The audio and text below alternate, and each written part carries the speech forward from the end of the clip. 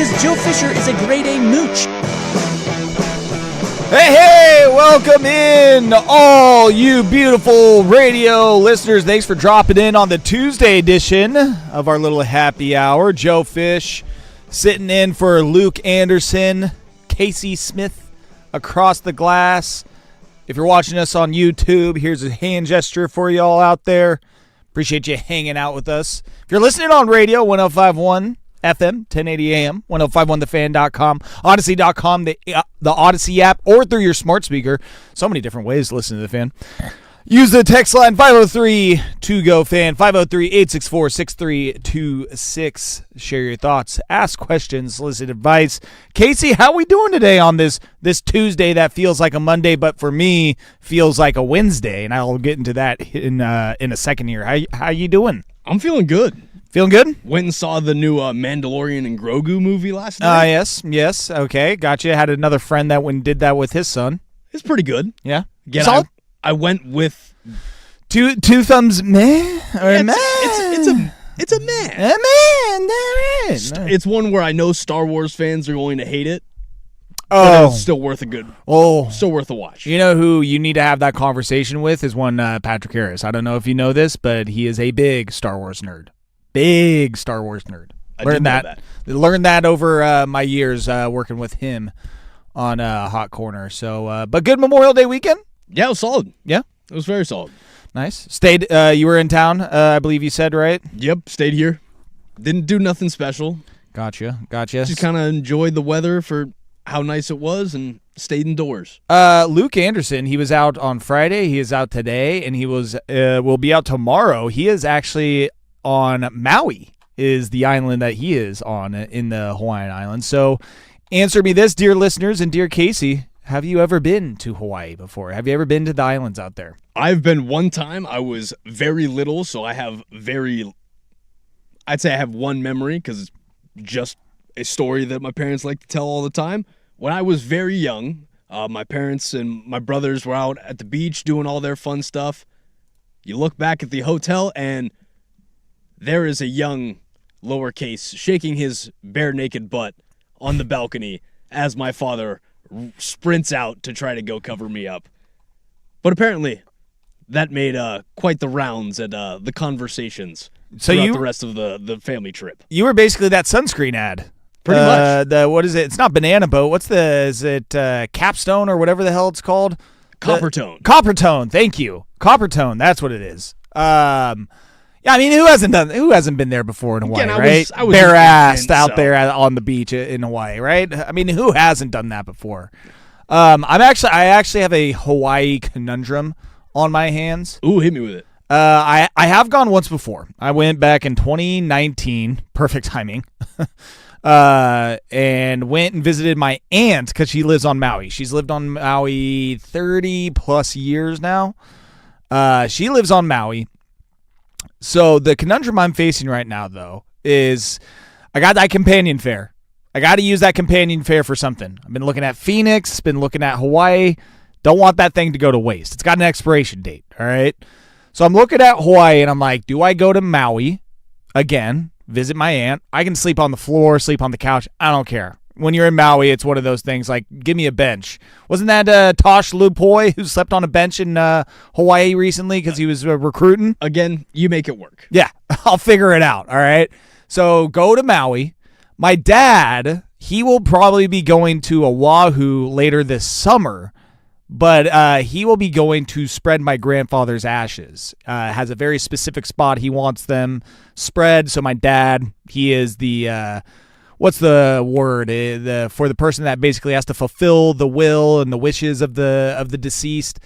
The executor of the will, I believe is what it is. The executor. Yeah, he has to go and do that. And he's not trying to make it a thing. I told him, I was like, dude, I'll go with you. You know, I was there when I spread my grandmother's ashes in Hawaii. I was like, I'll go and do that with you. He's not trying to make it a thing. It kind of sounds like he just wants to fly into Oahu, spread the ashes, get out of there, come back home. Make it his own thing. Yeah. But there's part of me, I'm like, dude, I'll go there with you. And also my family, my immediate family, my parents and 3 of my sisters lived on Oahu back in the late 80s, early 90s, So you're before pretty I was familiar. born. They're familiar. I've never been to Oahu. So I want to go there to like be there for the family, also see where my family lived for like 5-6 years before I was born and get to experience that island. Because I've been to Maui, I want to go experience Oahu, see what that's like. My girlfriend, she's from Kauai, born and raised. She was there for like 18, 19 years. See, I think you have to go. You're talking yourself into this. The thing with Kauai is that her parents are back there, haven't met her parents. You know, she lived there a long time. To her, it's like, it's not really going to Hawaii. It's going back home and maybe running into people that you don't want to run into and having conversations with people that you don't want to have conversations with. And, you know, she loves her parents, but, you know, it's not exactly a vacation for her. So it's this, you know, which island is pulling me in what direction and when do I go? I'm trying to figure that out because I just kind of want to go to Maui and kick my feet up, take my son and chill. But there's other incentives and reasons to go to each island right now. See, what I would do is I would space it out over like 4 or 5 days. I could go to the bombed out island that they have. That would be fun just to go check that out for a day. Again, if you space it out perfectly, you're only really doing one, I guess, task per location. Say you go to the islands. You're saying do the island hop, huh? I say do the island hop. Not a bad bet. Check off multiple boxes there. Again, that way you're also not spending enough time with the in-laws or with your own family that you're making a fool of yourself. Do you know about the bombed out island in Hawaii? Elaborate more for me. There's this small island, and I'm probably going to butcher saying this, Kaho Olivea, and it's just south of Maui. And out in the distance, you're like, hey, there's a random island. What's going on over there? It is completely barren of like all trees and damn near all vegetation on this island because they just apparently bombed the hell out of it back in the 40s or 50s for testing, for military testing. So it's just like you have beautiful Maui right there. Lanai even's a little beautiful, you know. Molokai, it's got some greenery over there. And then there's this bastard island over here that's just been bombed out for the last 60, 70 years. That's the only bad part about Hawaii. All the other islands, great. That one, though, no. Yeah, that island is just Probably- a lot of rock. I probably want to stay away from that one. So, yeah, I don't know. We'll figure out which island in due time. Hawaii conundrum. But also, It's a good conundrum to have. my conundrum this last weekend, was also, what am I going to eat? What did you eat this weekend, Casey? Because Memorial Day, as we read on Friday, a lot of meat that is being sold at that weekend. I love meat. I actually didn't barbecue a single time this weekend. Stop. And I'm very surprised. Casey, I know, I'm a little down on myself for it. But I didn't grill. Not a single hot dog was served or eaten at the He Smith gave household. me the nicest, longest piece of meat. Rashad, So good. come on. What is wrong with you? Nothing? You didn't cook one barbecue, smoke, anything? No, the family just did some Italian food yesterday. So some Well, all right. bolognese and some white sauce. Okay, I'll give Pretty you simple. that. I'll give you that. What'd you do? If you did cook out there, please let me know. 503-864-6326. So I'm always curious about if anybody cooked. I went to my local grocery store, and I just wanted meat. I was in there for one thing and one thing only. I needed meat, as much meat as possible. All right, and I found some good deal on some brats. Found some ribs. I asked my son going into the weekend, I'm like, I'm going to barbecue at some point. You got to tell me what you want. And he said ribs. I'm like, boom, can do that. Simple. Got some baby backs. While I was also there, I got some ribeyes. There was a couple of ribeyes that were on sale as well. So I grabbed some ribeyes on Sunday night. That was ribeye night. And I did a reverse sear on the ribeye. Best way to do them. Never done it before. Oh, yeah. That's the way I do steaks strictly now. Here's what I'm working with. Here's my I guess my tools. I have propane grill, a Napoleon propane grill, solid grill, gets her done. Gets her done. I have a Ninja wood fire smoker, if you will. It can also grill, it can bake and do all this other stuff, but for the you most like part, you like it for the low and slow. use it for the smoking function. And then I have my cast iron pan, can do all that, right? So I was thinking, I was like, dude, I can maybe do a reverse sear, use the propane grill for the steaks, and finish it on there as well. I think I got just enough propane to do it. I had literally just enough propane to do the reverse part where I could cook it for like an hour at 200, whatever the degrees was. Got it to the very last second on that, and then propane died. That was the very last bit of it. And I was like, oh, thank God. Thank God. Took those off and then finished them on the cast iron. Oh, my God. Just buttery smooth, dude. I'd say a little butter, garlic. Oh, yeah. A little Did the rosemary in there. ladled the butter on That's the there. best way to Oh, do it. dear God. It was awesome. Yeah, so I cook my family steaks every Christmas. So every Christmas, like the night before Christmas, is I throw on steaks, cook them up. Reverse sear is how I started doing them. I can't go back. Dude, It's the best way to do them. the fact, like, was it my best steak ever? No. As good as it was for that being my first reverse sear, I'm there. I'm convinced. I'm totally there now. It was fantastic. I'm with you there. Fantastic. And then last night, it was the ribs. It was just a rack of ribs, but I cut them in half, did 2 different rubs, 2 different sauces on each of them. Boom. Brought it home on Memorial Day weekend. It was awesome. That's solid. That is Loved a solid way to do Memorial Day weekend. Text line, someone said, smoked a poor man's brisket, a chuck roast. Totally fine. I love chuck roast. Been there before. Love chuck roast. Smoked mac and cheese as well. Oh, dude. Sign me up. Hell yeah. I did, I've done basically poor man's burnt ends, where same thing. You use a chuck roast and you can do it that way. You just get some beef burnt ends basically on it. Someone on the text line, I got blackout drunk on Friday after work. Hooray, beer! Guess what? I'm not 20 anymore. Ended up spending the whole weekend on the couch, but I was able to choke down some tuna mac Monday night. I'm not cool enough.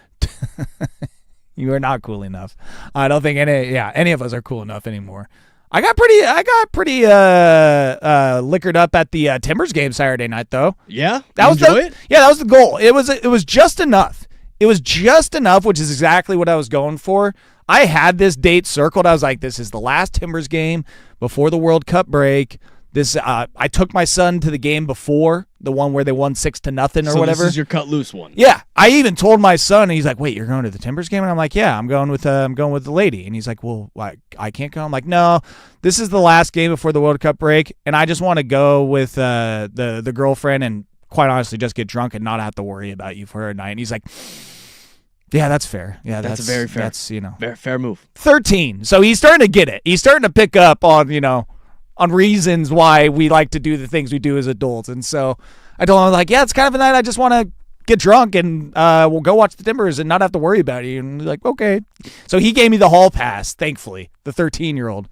And that's exactly what I did Saturday night. So that led into the cooking on Sunday and Monday and not doing a whole lot of nothing. Watching a lot of Portland Fire. We'll get into that here soon. Portland Fire, man, they clutched up for me this weekend. A little bit of a run that they're on right Yeah, now. it was not bad, not bad. But Luke, he's in the Hawaiian Islands, on One of the two. either way. He's on Maui, so I got you for today and tomorrow. But right now, Casey, it's time to get in to the daily buzz, especially with a long extended weekend. Let's do it next here on 105.1 The Fan. Time for the happy hour. The Fan.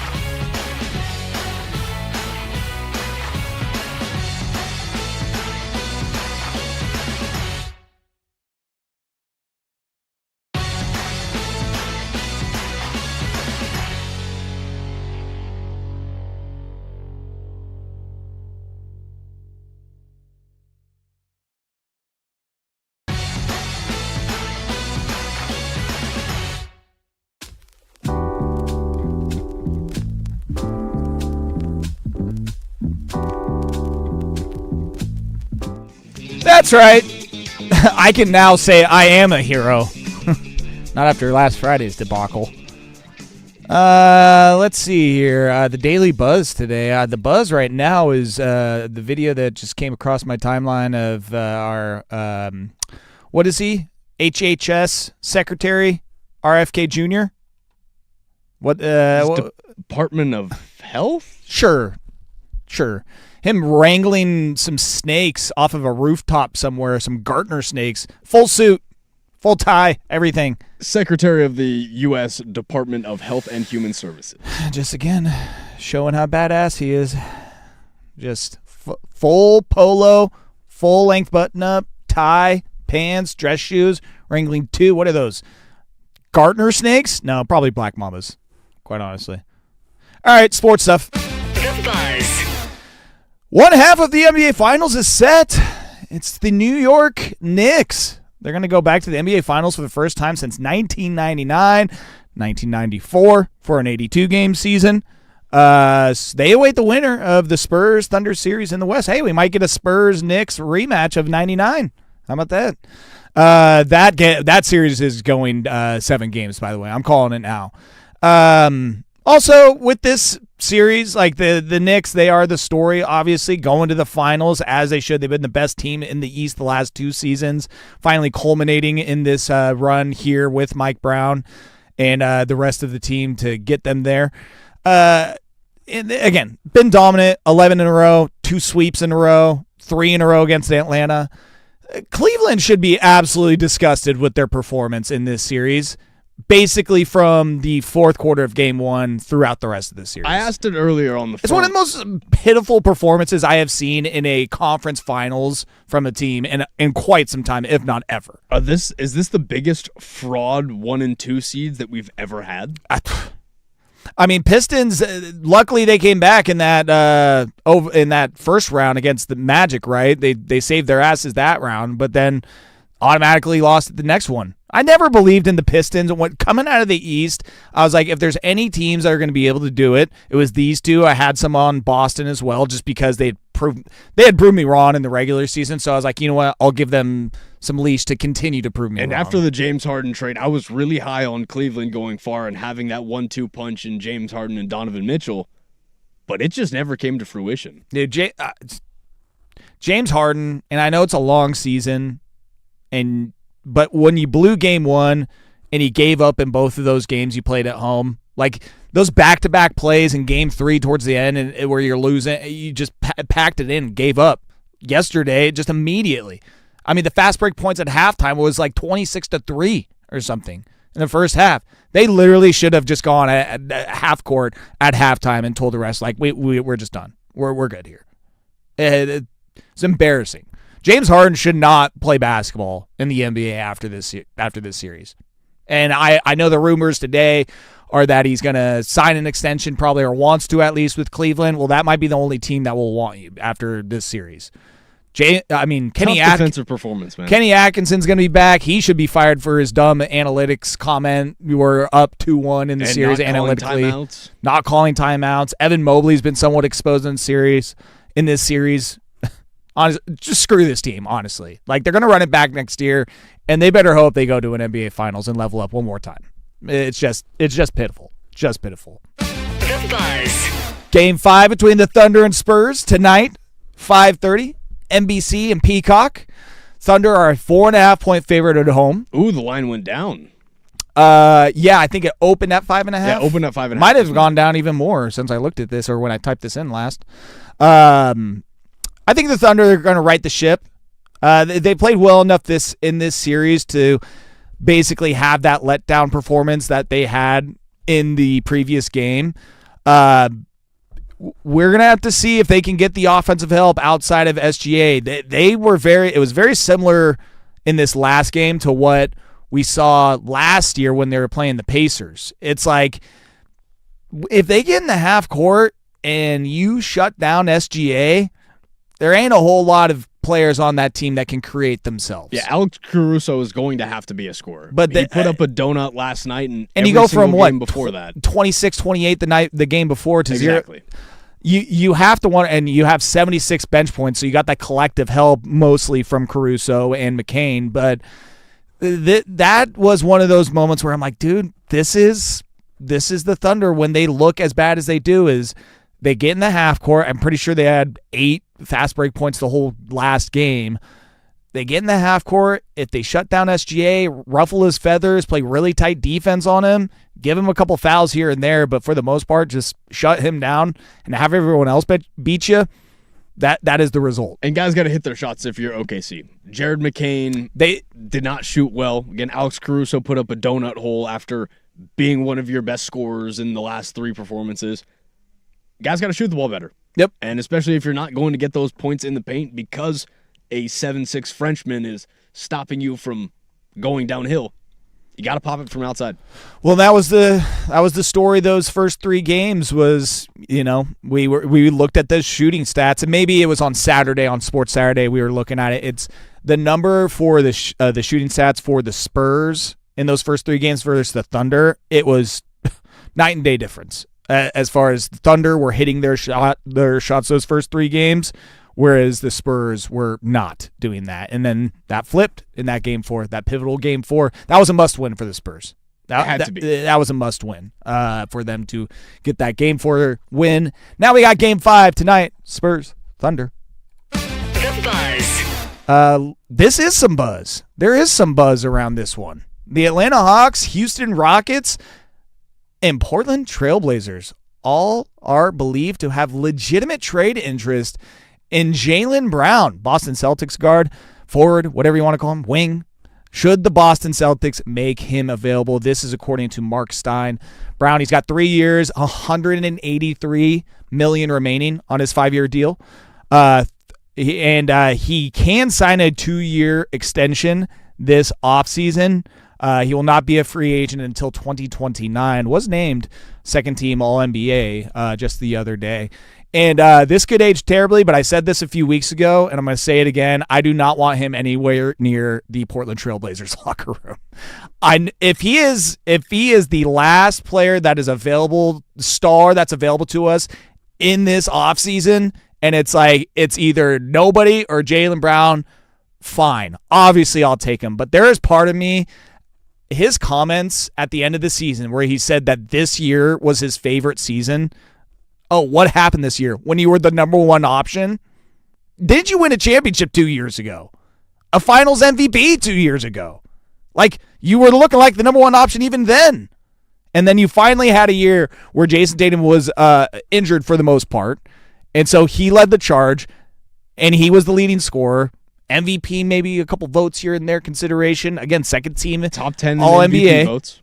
Great season. His best season individually. You got knocked out in the first round after you had a 3-1 lead to the Philadelphia 76ers, who you haven't lost to the 76ers as a franchise, the Celtics, since the 70s, the 80s, and that was his favorite season.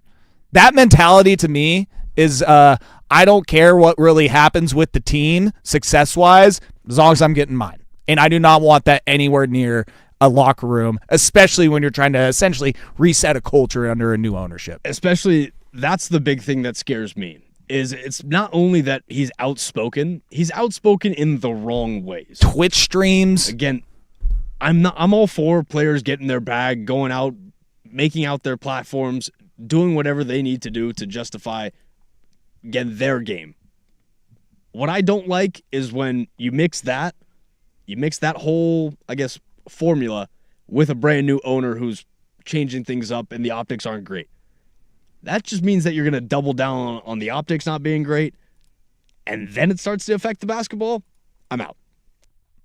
I'm not crazy about his approach to the game, team-wise, and his game. It's just...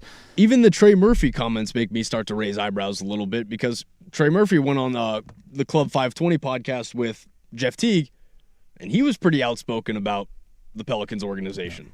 So that stuff raises eyebrows. We'll see what ends up happening with these rumors if anything else starts to percolate with it. But right now, Hawks, Rockets, and Blazers believed to have legitimate trade interest in Jaylen Brown. The Buzz. Phil Neville, more like Phil Nevermind. Come on. That was good. Come on. Thank you.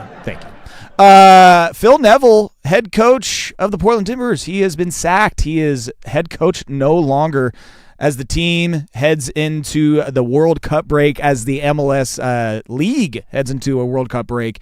The Timbers, they won't be back till mid-July. They won't be back at Providence Park, I believe, until July 22nd. Timbers finished the first half of their season with a 3-1 loss to San Jose at Providence Park on Saturday, which I was in attendance for, and boy, the Army wanted blood. They wanted the referees' heads. It was getting ugly there for a second. That brought them to a tie for 13th in the Western Conference, Casey. There are 15 teams in the Western Conference, so it's not going great for the Timbers. They're tied at 14 points. They're just 3 points above Sporting Kansas City, who is the worst team in the MLS. Luckily, the Timbers just beat them 2 weeks ago, 6-0. So, hey, at least they're not Sporting Kansas City. Not a great start. No. Part of me thinks that we're going to get the coach's bump coming out of the break. Oh, the interim bump? The interim bump. But then I think we're going to start to pitfall a little bit. I'm worried for where the Timbers stand right now. Yeah. So, again, they'll be back mid-July after the World Cup. Hey, going to a Timbers game, love them, man. Had a good time Saturday night despite the loss. So hopefully, maybe they find a little run and make their home games a little bit more fun down the stretch there. The Buzz. I saw it on the text line. Saw it. Sorry if you mentioned it. The Civil War revived. Oh, I haven't mentioned it yet. We are getting to it now, though. The NCAA baseball tournament, it will begin later this week. We get an old-fashioned Pac-12 regional down in Eugene. The Oregon Ducks, they will host the Eugene Regional as the number 1 seed, and the number 2 seed will be, dramatic pause, Oregon State, the Beavs. Number 3 seed will be represented by Patrick Harris's Washington State Cougs and Googludes, John Ludwig. And this Pac-12 regional, it'll be rounded out by the former legend of the Pac-12 themselves, the number 4 seed, Yale. Oh. I'm not cool enough. Nerds. I'm not cool enough. I don't think they ever participated in the Pac-12, but you know what? For a day, they can be in the Pac-12. Everybody can be in the Pac-12 once again. Of all the Ivy schools, we'll be okay with Yale. I'll take maybe Dartmouth. I'm a big fan of Dartmouth. Just because they're kind of weird. Nobody really thinks about them. They're like on the edges. Like, you think of Ivy League, you're like Harvard, Yale, Brown, Cornell. Then there's just Dartmouth doing their thing. I feel like they're, they don't get as much respect as the other ones. Go Gang Green. Oregon State will take on Washington State at noon on ESPN+.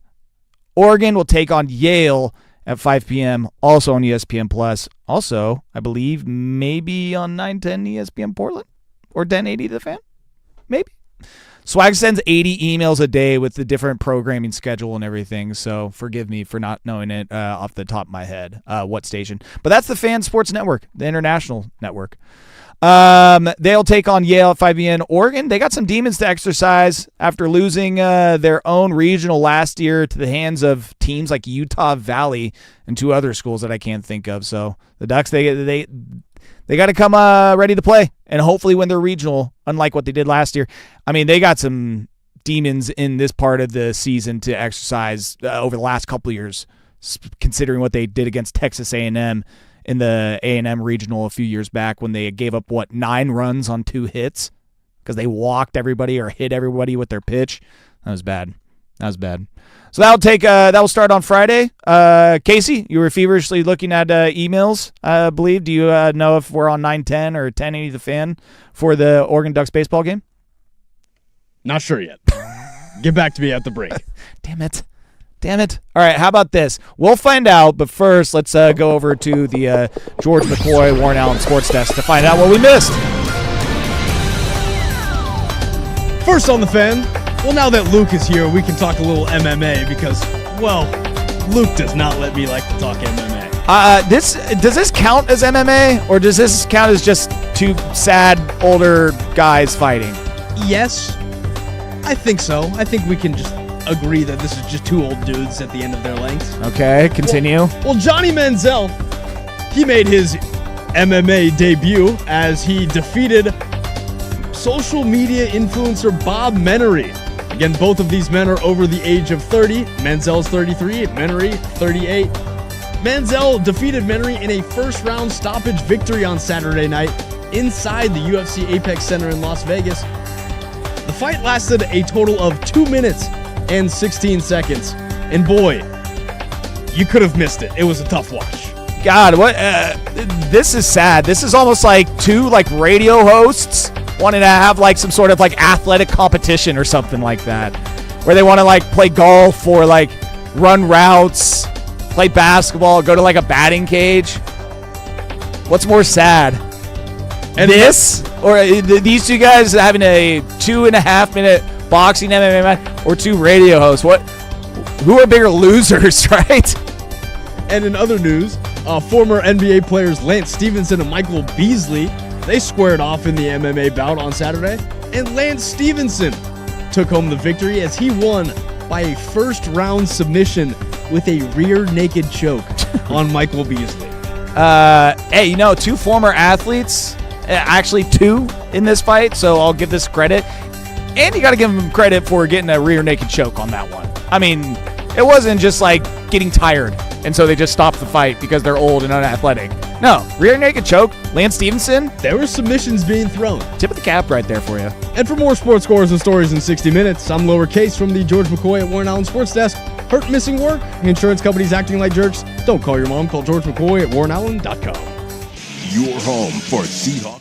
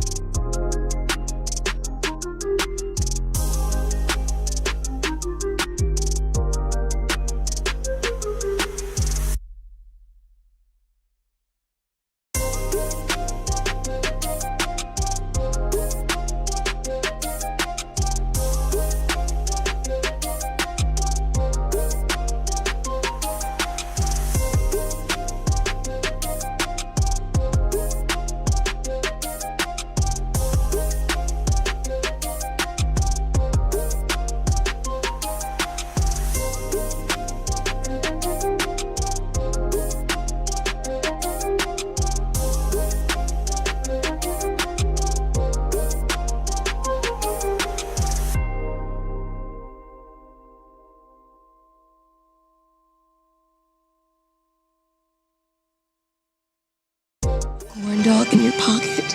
Oh yeah. That's my practice dog, sorry. Proctor will just dribble it out. Chance of let's go Knicks. It's over.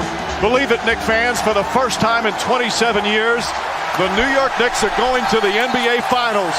The dream season continues, and hopes of ending a decades-long championship drought are very much alive. That was the final call from the Knicks-Cavs Game 4 as the Knicks finished up the sweep against the Cavaliers to punch their ticket to the NBA Finals. Hell yeah. Joe, how do we feel about these Knicks? Do we think they have a chance against OKC or the Spurs, or is it all over? This is playing out exactly like they needed it to. And like I said on Friday as well, how the Spurs Thunder series is playing out, I said the biggest fan of it was the New York Knicks. Let these two teams beat the hell out of each other for 7 games. Let them have their own finals, and let them, whoever wins Western Conference, that's a big deal this season between these two teams. I mean, people have somewhat said this is, whoever wins that is going to win the finals. Guess what? That's not how it breaks down. Let those two teams trade haymakers for the next few more days. And also, the nice thing about the Knicks is not only they've been chilling since yesterday, they've been chilling since halftime yesterday. They've been chilling since when was Game 3? Since the fourth quarter. I mean, yesterday was that was a foot off the gas. Let me just roll this bad boy downhill. That was a pickup game. That was like they didn't have to do anything. So they're going to be rested. They're going to be very well rested. They have no injury problems.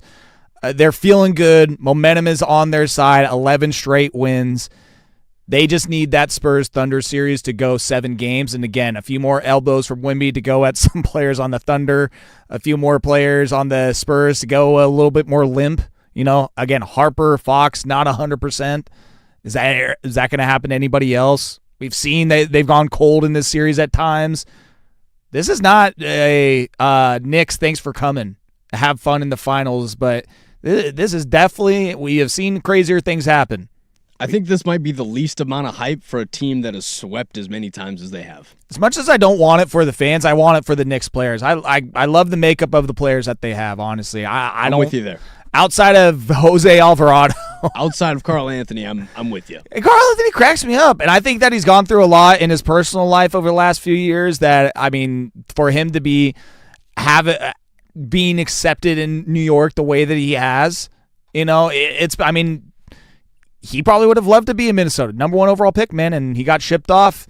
They saw greener pastures, and so I just like this team and hope that the NBA Finals, whoever they end up playing, they can either beat them straight up or at least make it a series. They're leading by 18 heading to this fourth quarter.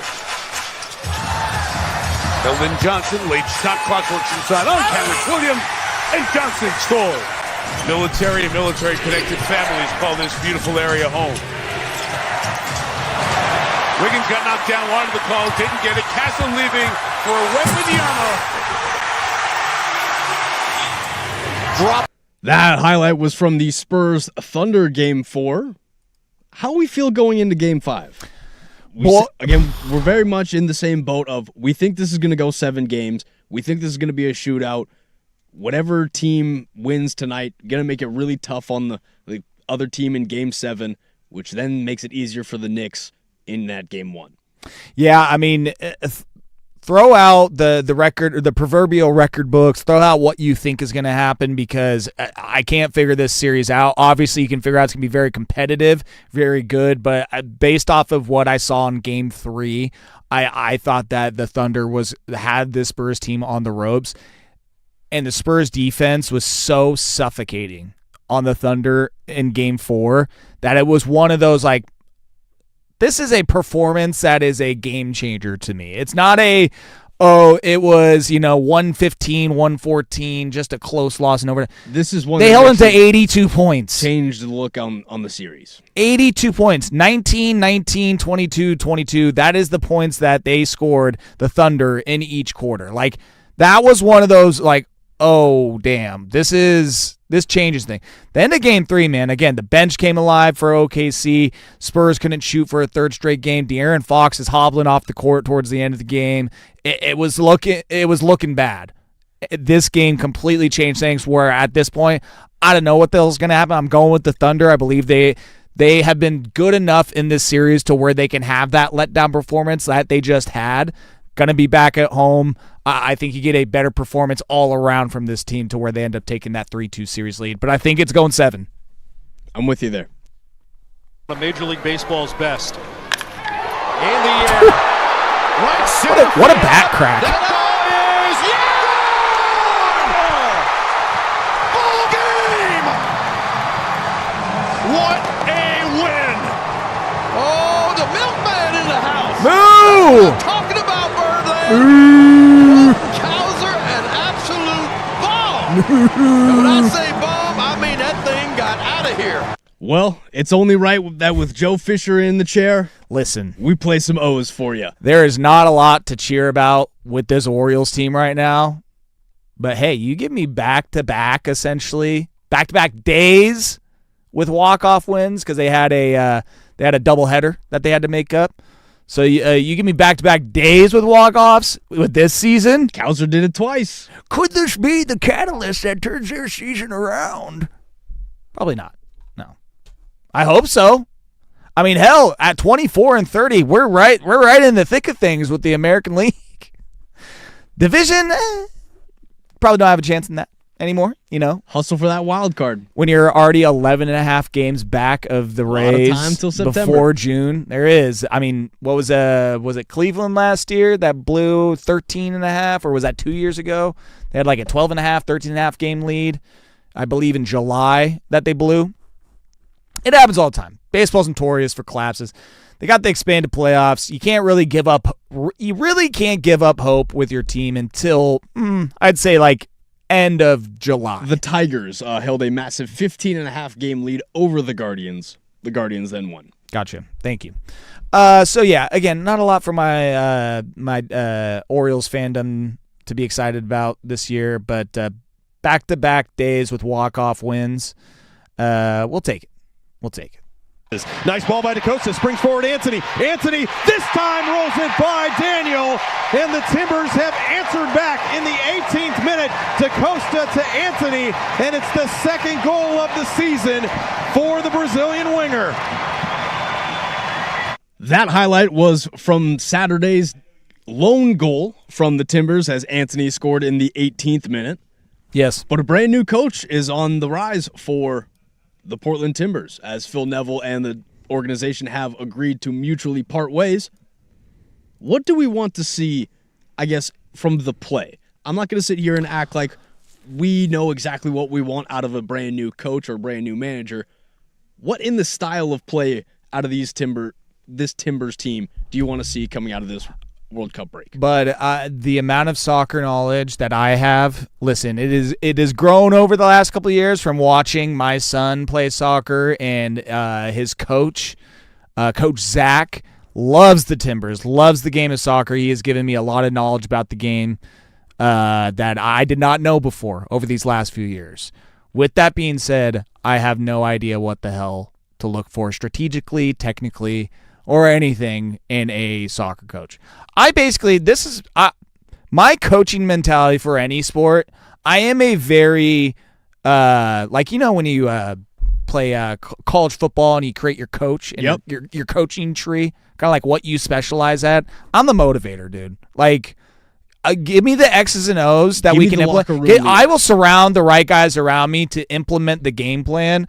But I will make sure that I am getting 100% of the time out of my guys, and we are leaving everything out of there. Like that is what you will get out of me as a coach. So I'll say that in any sport, right? Like I want the coach that is going to be able to passionately get something out of these guys. Get the why. Figure out what the why is. Bring on the fight, because yes, I mean that's a great thing to point out too, because the Timbers haven't really shown that. And but the thing is Phil Neville has. He has definitely shown that red assery at times, and it didn't pay off. And it went beyond that, and that's the problem with that type of coaching is that can only work for so long, and then when the results don't happen, then that message it wears off like that. So, again, I have no idea what the hell to look for in the new head coach for a professional soccer team, because I've been watching 7th, 6th, 5th grade soccer. So I think, what I'm looking at there, a little bit different for an MLS team. There's levels to it. I just know that this was due. There was banners in the crowd on Saturday night. You could see clear as day, bye Phil, goodbye, all this stuff. I mean, we knew this was going to happen. Timbers have had much brighter days. These are some dark days with the organization as far as the on-field product. So hopefully it gets turned around sooner rather than later. They got a lot of calendar changing they're doing as well over the next couple of years. So hopefully things can get fixed here soon. I believe that's it. Yep. Cool. Playback. We are done. Wrap things up here on this Tuesday version of the Happy Hour next on the Fan Sports Network. The most fun.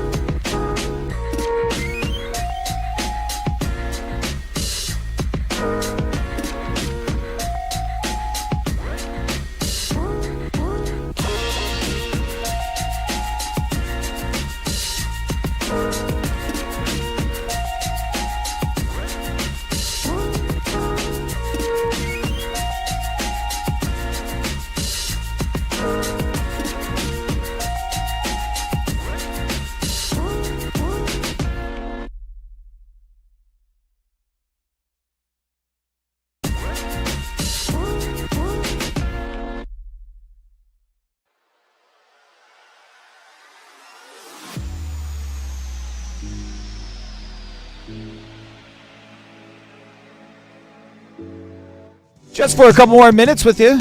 Anything from the text toy or YouTube chats there, Casey? I have one. The Civil War is revived. Yeah. A lot of excitement about that. I also see on the YouTube chat, Rufio, Joe, you have been watching Timbers level soccer at your son's game.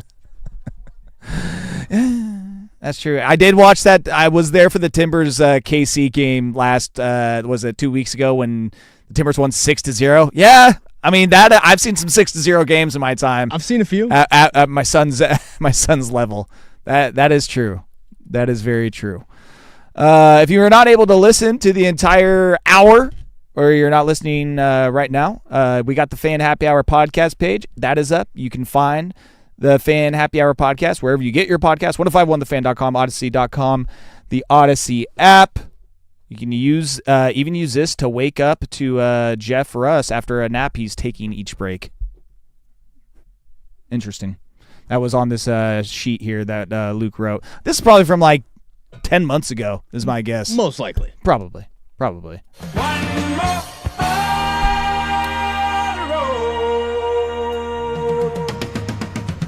All right, final thought for the day. I am just very thankful for the Portland Fire because they seem to like get me to the finish line on my sports viewing days.